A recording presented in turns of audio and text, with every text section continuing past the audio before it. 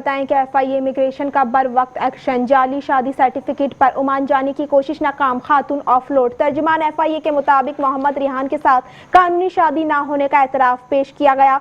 Marriage certificate जाली और urgent निकला। शादी जाली सर्टिफिकेट, ओमान आईडी और दीगर मुश्तबा दस्तावेजात तहवील में ले लिए गए हैं। मोबाइल फोन समेत तमाम रिकॉर्ड मजीद जांच के लिए AHTC कराची मुंतकिल।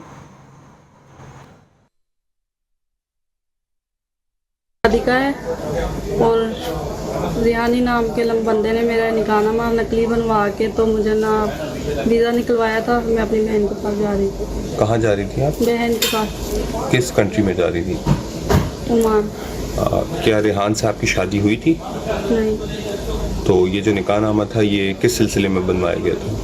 वीज़ा की वजह से।